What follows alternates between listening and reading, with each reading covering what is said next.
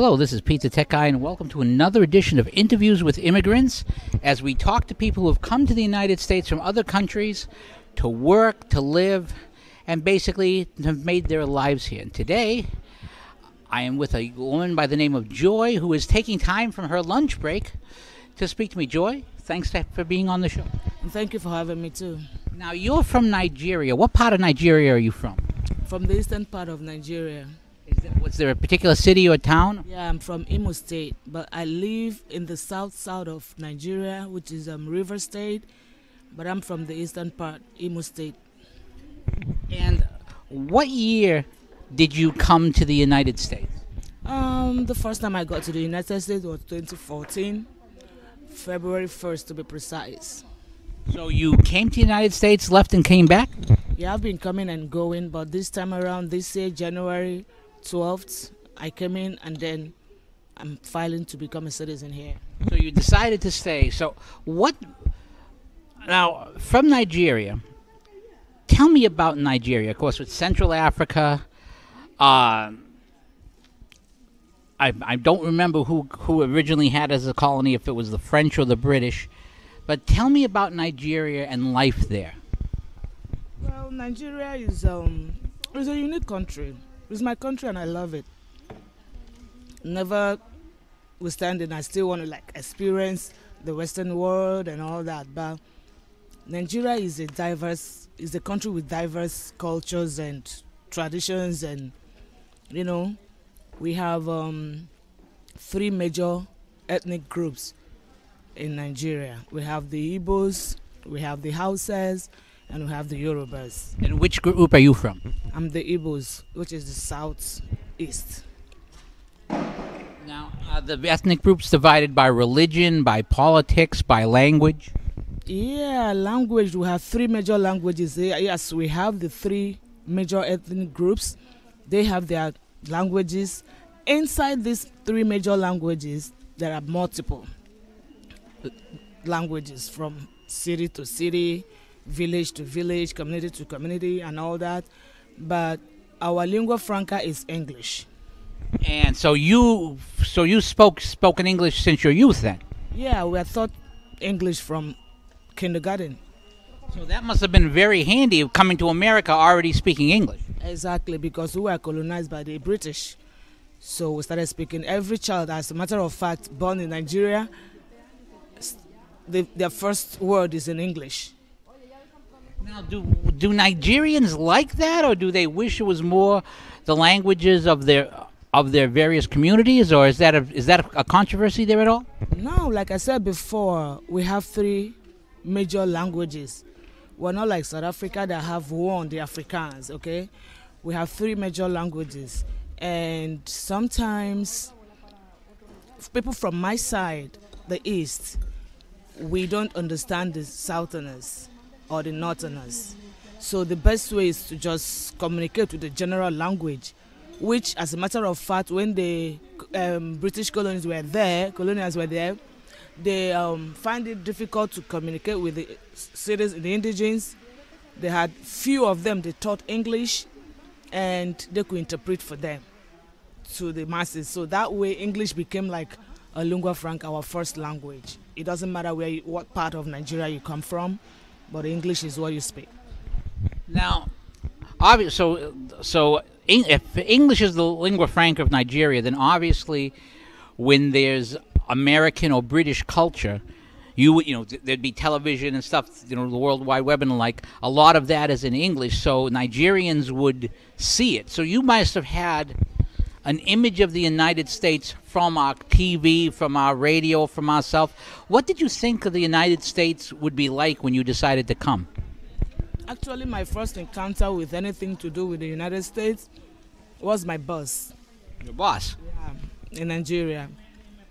He's from Texas, and what company was there? Yeah, he came with a company called Offshore Pipeline Incorporated. That's right. Nigeria has lots of oil. Yes, so they build platforms and all that for rigs onshore, offshore rather. So we have a lot of expatriates. I will tell you, the part of Nigeria where I live, the south, which is the riverine area, which is where the oil is found, and it's called the treasure base of the nation. That's like the logo, like they say, what is the Sunshine City or whatever in America? So the Sunshine State is Florida. The New York is the Big Apple. So that's the the city where I live, the state where I live, is called the treasure base of the nation, because that is where the oil is. That's where you see Shell, Chevron, all of them are there. So you must have been immersed with Americans and American culture when you got a job. Did you get a job with the oil company? Yes, I was working with OPI as a warehouse assistant, because my boss was the warehouse manager. So we were in charge of, when there is a requisition from offshore, it gets to our warehouse, and we arrange whatever it is they required, and we put it on a boat, and it goes off to them at work. Was that a very good job? Yeah, it paid through my college. And what did you major in college? I actually read mass communication. I'm a journalist by profession. Never mind, I'm here packing packages anyways. So that's funny, because we're doing an interview here. We both have journalism, but with packages. Now, this is what strikes me as a little odd then. I mean, you're in Nigeria, you have a decent job, the job pays for your college there. That being the case, why would you come to America? Yeah, the company finished this contract in Nigeria and they left. So I found myself not doing anything. I dabbled into the movie industry. In Nigeria, if you're a woman, it's either you pay or you pay with cash or some other way in kind. And I wasn't ready to play ball, so... And my daughter is here and she's in school. She's like, "Mommy, come over here." How old is your daughter? She's 22. She's getting married next year. Congratulations. Thank you. My sons are still looking, unfortunately, but that's a whole nother story that we won't get into. So your daughter came in. Now, did you suggest to your daughter that you should go to America? She's actually half American. Oh, so her father's American. Yeah, that my boss. So should she go back to America with him, or did she stay with you and then go to America afterwards? She was born in Nigeria. She finished high school, and then the father decided she would come here for college. Right now, she's in Texas A&M, majoring in genetic engineering. She'll be done May next year. That's a good major. She should end up with a pretty nice job, especially with that marriage coming up.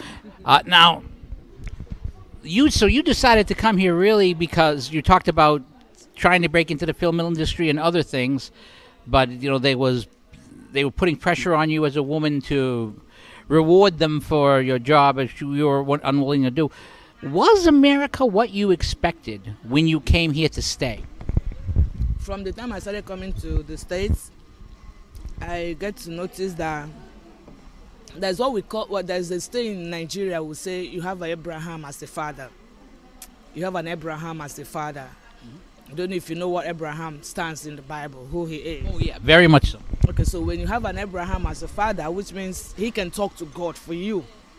He can intercede for you. So when they see you in Nigeria excelling in those lucrative or choice jobs or careers, somebody will say you have an Abraham in the government.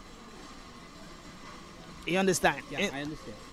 That gives you open doors, that puts your foot in the door for you. So it's a connection, basically. Yes, connection. So, but when I started coming to the States, I found out that it is not like that here. Here is first come, first serve. If you can deliver, you're hired. If you can do it, the job is yours. In America here, except you're the lazy type. But if you want to work, trust me, you'll get a job, no matter your level. So, but it's not like that in Nigeria, and I'm tired of struggling. Believe you me, I'm not poor by the grace of God, and I'm not extremely rich, but I'm comfortable back home in my country. I worked my way up, and I didn't just drop everything, but I wanted a change because I'm a single mother of 3. I've struggled all my life to raise my kids, and now they're all grown-ups, going to go away on their own. So I need me time, and I wanted a fresh start. All right, so now you're at a job over here. In the long term, what is your plan? I mean, do you plan on staying where you are now? Do you plan on going back into doing some journalism? Do you plan on trying to do something with perhaps with your daughters or your other children? What's the long-term plan? Yeah, the long-term plan is right now I'm still waiting on my filing to come through. I'm just trying to stabilize myself in the States, but I know I'll go back to my acting because it's a passion for me. When I find my feet on the ground, I'm planning to go do 2-year program with New York Film Academy, because I know in America you can't get crashed into the movie industry. Maybe in other countries you can do that, but in America you can't get crashed into anything. You must go through the basic training, if nothing, the basic training. So I plan to go to New York Film Academy and do a 2-year acting for film. I've already gone through their profiles, I've read everything, I've made contacts. I'm just waiting to, this is my first job in America. I got here January, filed for my green card in April. I just got my work permit in September, and I got this job. So I'm trying to build my way forward, upwards. Now, again, you had a lot of experience with Americans back home, and of course, the father of your child, at least one of your children, is American. He's the Americans you've run into. Now, obviously, where you're working now, you're meeting a lot of people from different countries, from the Dominican Republic, some from Puerto Rico, although that's American, some from various other countries around. But Native Americans, how do you find them? Are they different than what you expected? Are they the same, or is it not really much different than back home in terms of people being different? It's the way I've always seen them back home. The way I've always related with them, the way I've always lived with them and everything. But I see them more in their own grounds, you know. And are we odd to you in any ways? When you see, you talked about America as if you want to work, if you want to succeed, you can do it in America, but you got to produce. Do Americans, from your perspective, do Americans understand this? Well, I think they do. That is how come it works. Because if they don't believe in your production for excellence, there won't be opportunity. I think they understand that for you to excel, you have to work. I think they do, yeah. Now, if there was one piece of advice, and this is the first part, we're going to do a second part of this interview. If there's one piece of advice you would give Americans who are born here like myself, that you see as a person who's come from another country, who's seen different cultures, what is the thing that if there's something Americans lack, what would that thing be? I would say, because I'm coming from a third world country where basically things your government gives to you here that you take for granted, actually, by the way, that we provide for ourselves, so we have to struggle to provide for ourselves. And Americans are like, I think they are spoiled. The government is somehow indulging the citizens. Some of them are actually able and full-bodied, but they refuse to work because they know they will get from the government. Where I come from, if you don't work, you don't eat. Even when you work, you still might not eat.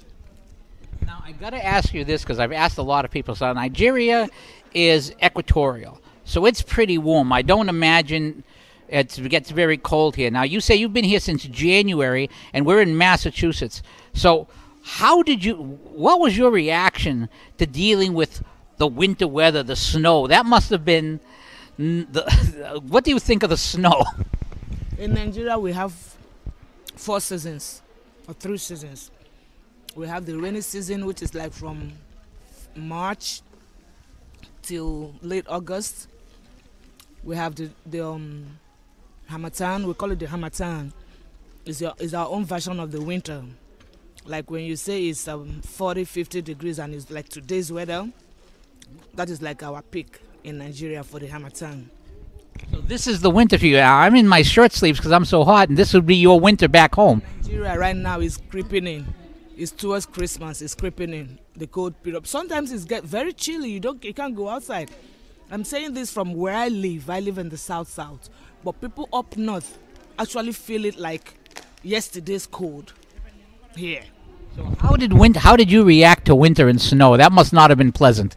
Yeah, January. Funny enough, each time I come to the States, it's winter period.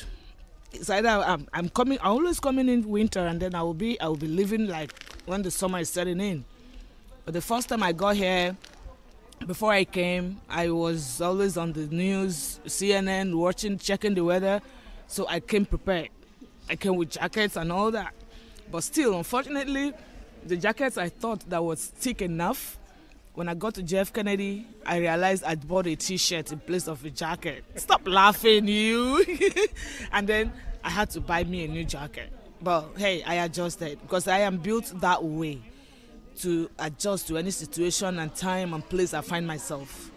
All right, well, Joy, I'm going to let you finish your lunch, and when we come back to the second part of our interview, I'll ask Joy a little bit more about Americans, America, the culture, and advice she would give to Nigerians who might consider coming to America. We'll be back for the second part of our interview in just a little bit. Okay, and we're back with the second part of our interview with Joy from Nigeria in our Interviews with Immigrants section. Now, how is Nigeria in terms of, every now and then we hear about some sectarian violence and so forth. Are the various peoples who live in Nigeria, do they get along? Yeah, no, I would say yeah, except if they don't want to. Because what happens, what you see on the tabloids or hear over the radios, some of them are fabricated, some are overblown. Yeah, something close to that might have happened, but not the way it's being broadcasted, not the way it's being shown to the world. But when there is time for unity, let me say, for example, when the Ebola outbreak in Nigeria, everybody came together. Doesn't matter the tribe or the ethnic or your religion, everybody, all hands were on deck to eradicate it. And that was, when there's trouble, the whole nation comes together. But, every country have their ups and downs. Nigeria is not exceptional, being the giant of African nation. So I guess I would say yes, they get along depending on their needs and what's on ground at that moment. That's how I would say it. Okay, now let's talk a little bit more about your time in America. Now, you've talked about the things you're looking to do in terms of getting back into film and so forth. And you talked a little bit about America, how Americans see themselves and so forth. I heard you talking about Nigeria to some people who were here, and they were very excited. Are you surprised that Americans know very little about your country, it seems? Yeah, because I would say they base their knowledge on what they see on the tabloid, which is like the negative part of it. Nigeria is a lovely country, despite their shortcomings. Nigeria is a place you will go on vacation and you will have fun. One thing about Nigerians I know is this. They go, as long as you're a stranger, you're not from Nigeria, they will give you all the comforts, all the supports, all the help that you need. They will even take away from the Nigerians to make you comfortable. For example, the expatriates that work in my country. In this America, I doubt it if any black man, no matter your position in the government here, you will be given a police escort to go anywhere you're going to. In case there is traffic on the road, to help you get there fast. But in my country, all the expatriates, they go with escorts. Military, I'm not talking about just the police. I'm not talking about the cops. Military escorts, just to give them comfort. Where they live, they have maximum security. Yeah, there are some miscreants in Nigeria that is causing trouble, giving us the bad names, kidnapping the expatriates. For that, every expatriate working in Nigeria is a priority to Nigerian government. They make sure they have maximum security wherever they go to. They want to go hang out with their friends, they want to go have fun. There is always a security detail around them. Now, you talked about Nigeria and its oil production and so forth. Does it draw a lot of workers from surrounding African countries as well? Of course, around the world, not just African countries, around the world. There is Chevron, there is Elf, there is Total Fina, there is Mobil. Name it, every oil giant in the world, they have a stake in Nigeria. Because why? Nigeria is number 6. I used to know, I don't know their position right now, I will not lie. But I know that years back when I was still working with OPI, Nigeria was the 6th largest oil producing country in the world. What I meant to say is, do people go to Nigeria looking for work from other surrounding African countries because of the oil? Did you see a lot of people from other countries? Sure. They would rather give it to outsiders than Nigerians. A Nigerian might know what to do. A petrochemical engineer in Nigeria might not get the job, but a laborer from another country that claims to know how to drill an oil will become a manager in the oil companies in Nigeria. Yes. Now, obviously, you decided to come to America. Your daughter, and such as in America. If you were to talk to a Nigerian, people you know back at home, and they say, you know, Joy, I'm thinking of coming to America, would you advise them to come here? I've had that discussion severally with a lot of my brothers and sisters back home, even friends, and I keep telling them, I say, hey, I'm not here by choice, it's by chance. Why?